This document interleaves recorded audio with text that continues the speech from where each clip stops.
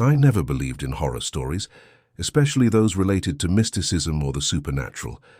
To me, they were all just myths or the imagination of people seeking sensation. But that night, everything changed. My friends and I decided to explore an abandoned house that had been left empty for a long time on the outskirts of town.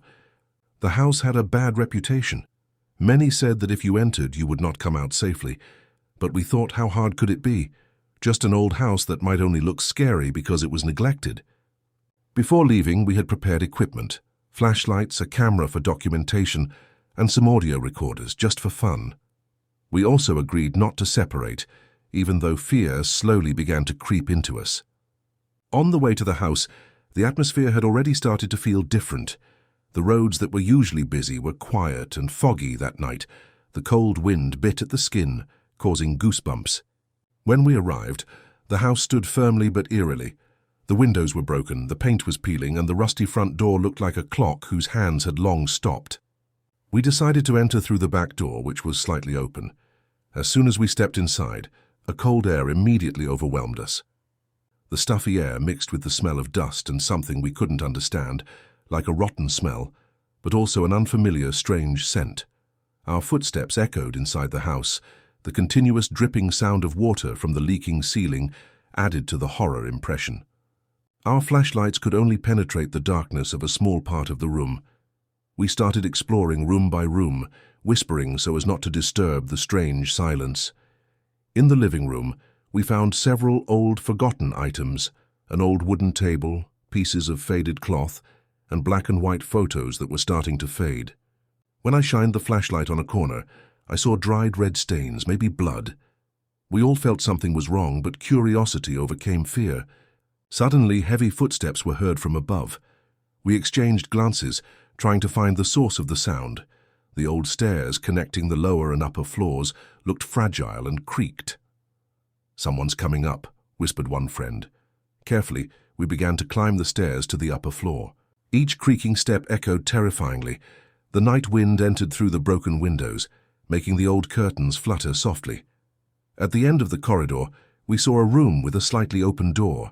The rotten smell there was much stronger. I stepped forward to open the door wider. Inside the room there was a small table filled with strange items, tattered books, empty bottles, and some photos that made the hair on my neck stand up. But what froze me the most was a shadowy figure in the corner of the room. The figure stood still, like a human, but faceless. A pitch-black shadow that did not move, only stared. The atmosphere instantly froze. Our hearts pounded loudly in our chests. Then the figure slowly moved closer. No sound, only slow movement that made us feel trapped in a nightmare. We couldn't say anything.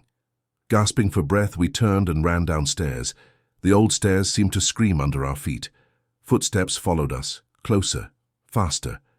Overwhelming fear made us no longer care about pain in our legs and arms. We managed to get out of the house and got into the car, trembling. No one dared to look back. In the days after that event, I had trouble sleeping. The shadow of the faceless figure kept haunting my thoughts.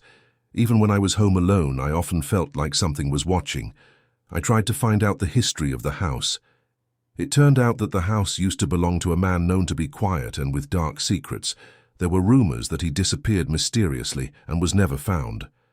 Now the house still stands empty, waiting for the next victim. After that night passed, I couldn't just forget what we had experienced. Curiosity and fear kept intertwining in my mind. I began to find out more about the house's history, hoping to find answers to our terrifying experience. At the city library, I found some old archives about the owner of the house. His name was Mr. Sullivan, a man who had lived alone for a long time. Some old neighbors said he was very reserved and was often seen talking to himself. There were rumors that he did strange things in the house, but no one knew for sure. Most surprisingly, Mr. Sullivan disappeared mysteriously about 20 years ago. A massive search was conducted, but his body was never found. Since then, the house was left abandoned. I started feeling strange vibrations every time I passed the road toward the house, as if something was watching from afar. The following nights, I often had nightmares. In my dreams, I was inside the house again, but this time everything was darker, gloomier. The faceless figure always appeared, standing in the corner of the room, staring with an empty gaze that pierced the soul. Sometimes I woke up drenched in cold sweat, and with unclear whispers in my ears, I began to feel something following me, something I couldn't see but whose presence was real. My friends also experienced similar things. One of them even admitted hearing footsteps in his house at midnight, even though he lived alone. Fear and curiosity drove us to return to the house. This time we came better prepared, bringing audio recorders, infrared cameras, and some items said to repel evil spirits. When night fell, we entered the house again. The atmosphere was heavier and colder than before. Strange sounds began to be heard, soft whispers, rustling noises, and footsteps coming from unexpected directions. We walked slowly, trying to record every detail. In one of the rooms, our camera caught a shadowy figure moving quickly.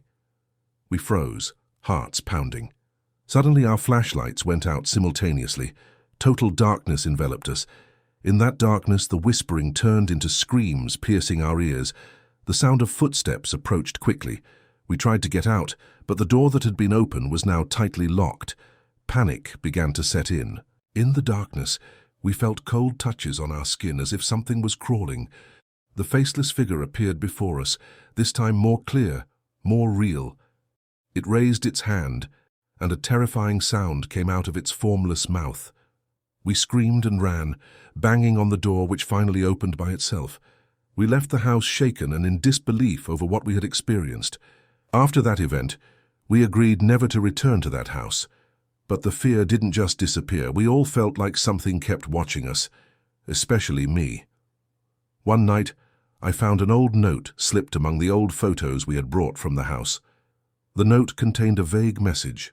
"Don't come back, and I'm waiting." I never knew who wrote it, but I was sure it was not just ordinary writing. The note disturbed my thoughts. I felt as if the house was not just an empty building, but a gateway to something darker. I began to find out who might have written the message and what it really meant. With the help of my friends, I gathered all the items we brought from the house, photos, notes, even some audio recordings we got during our second visit. We tried to replay the recordings in a quiet room. Amid the static noise and faint whispers, a woman's voice could be clearly heard whispering, "Don't come again. I'm waiting." The voice made our hair stand on end. After digging deeper, we found a terrifying fact. The house's owner, Mr. Sullivan, had a wife who mysteriously disappeared shortly before he did. It is said that the wife's spirit never found peace and was trapped in the house. We decided to visit the house once again, this time to try to calm the lost spirit and seek closure. This time we brought ritual items and prayed that the spirit could rest in peace. When night fell, we entered carefully. The atmosphere was heavier than before. Our steps trembled, whispers filled the air. Suddenly the faceless figure appeared again. This time it came closer, but not with attacking intent. It showed deep sadness. We began the ritual by reciting prayers and burning incense. Slowly the atmosphere changed. The darkness faded, and the cold air became warmer. The figure slowly vanished, and suddenly the house felt calmer than ever. After that night, the house returned to being an empty house, but now without the frightening aura that once haunted it. Our experience taught me that there are things in this world that cannot be explained by logic. Fear and curiosity indeed go hand in hand, but we must respect the boundaries that exist. If you ever come across a place considered haunted, remember that not all horror stories are just myths. Some of them are warnings. Never play around with things you don't understand. Thank you for listening to this story. If you have scary experiences, don't hesitate to share. Remember, sometimes the darkest truth is hidden behind the quietest story.